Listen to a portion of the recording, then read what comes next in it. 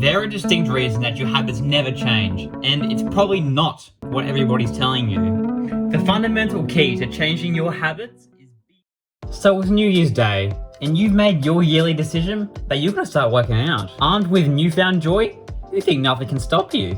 But as your motivation gets washed over by your day-to-day struggles, this habit is left behind before the festivities are over. Everyone says that to achieve something great, you need to have big, ambitious goals. Well, they're wrong. At least partly, anyway. Consider this. When we see an Olympic athlete on the podium, we immediately point to ambitious goal setting as their source of success. What was the gold medalist goal? To get on the podium, of course. But what was the loser's goal? To get on the podium. Winners and losers have the same goals, so success must come down to something much deeper. Look, studious goal setting does have an undeniable role in achieving great things, but to embody the top 1%, winners solve their problems at the system level.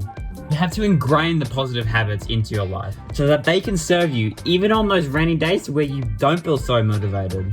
Block out time in your calendar to slot in a mandatory hour of morning exercise. After brushing your teeth, consistently hop into bed for 15 minutes to read before you go to sleep. If you fix the inputs, the outputs will fix themselves. Okay, so you've got the itch to put a new effective system in place, but you can't start just yet. The next mistake you'll be making is that you're not being specific enough. Here's a classic one. I'm gonna eat healthier is definitely up there as one of the worst ways to view an otherwise amazing habit. So what's wrong with it? It's vague, it's unspecific, and it makes room for easy excuses and loopholes. Blindly following a goal in this matter is as good as leaving it up to chance, really. You're literally relying on the hope that you'll remember to do it. And if you've ever been to the supermarket without a list, you'll know how shallow this promise really is. A study was conducted in 2001 by British researchers who got 3 groups of people to try and change their exercise regimen. The first group tried to change their behaviours through sheer willpower. The second had talks delivered to them on the benefits of exercise. Then the third group had the same talks delivered to them, but were instructed to make a concrete plan about when, where, and how long to exercise. 91% of the third group was able to stick to their exercise routine, compared to the 35% and 38% of the first and second groups. In this situation, success didn't come down to the bombardment with health benefits, but rather a process known as implementation intention. The punchline is that those who make specific plans for when, where, and how they're gonna fulfill the actions are exponentially more likely to follow through with a habit. The structure of I will, insert action, at, insert time, at, location, is one of the best to use.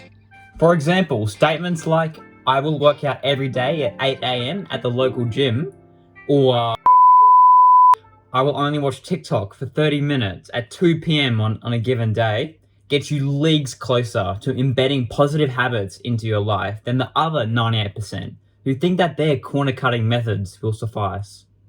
Building systems and clearly defining your change are great first steps to take, but they often won't be enough. I want you to pause this video right now and think of a habit that you're trying to build. Okay, I approximate that around 80% of you didn't even pause the video. And then the other 20% didn't consider this one crucial detail. Habits aren't changing about your actions, they're about changing your identity. Everyone focuses on what they want to do.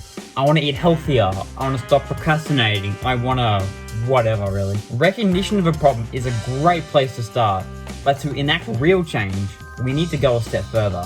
The truth is, the success of your habits is not about what you want to achieve, but rather who you want to become. Let's say that 2 people are offered a cigarette. The first person says, no thanks, I'm trying to quit.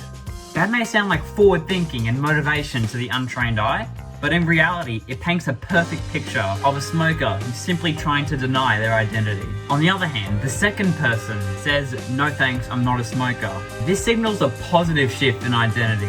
They aren't a smoker at all, not just a smoker who's trying to quit. You may want to get ripped, but if you're someone who prioritizes a smugly Netflix binge over short-term suffering for the sake of long-term success, then you're never going to get up on those chilly winter mornings to train.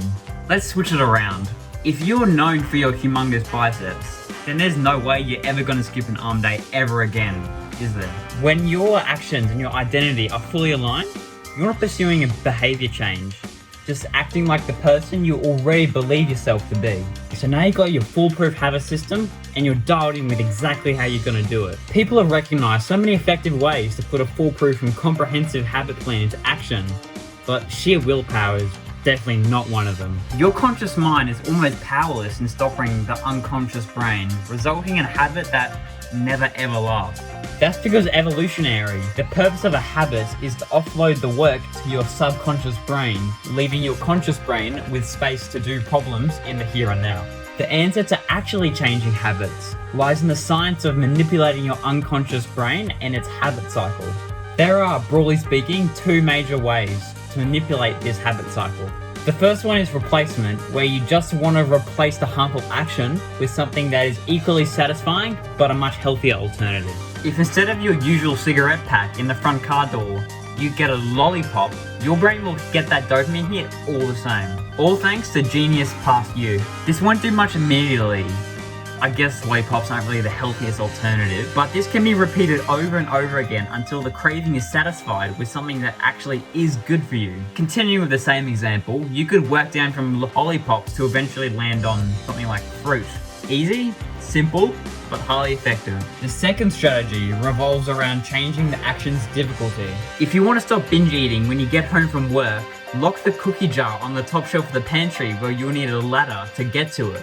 If the task is deemed too much effort to be worth the reward, then your subconscious brain will stop pursuing it. Of course, this can work both ways. If you instead want to drink a glass of water when you get home, put the glass out on the kitchen table where you can grab it as soon as you walk in the door, and eliminate any opportunities for second thought. Achievement is more about crafting your environment to suit your cause than trying to use your better conscience and fight an uphill battle. The people with the best self-control are the ones who had to use it the least.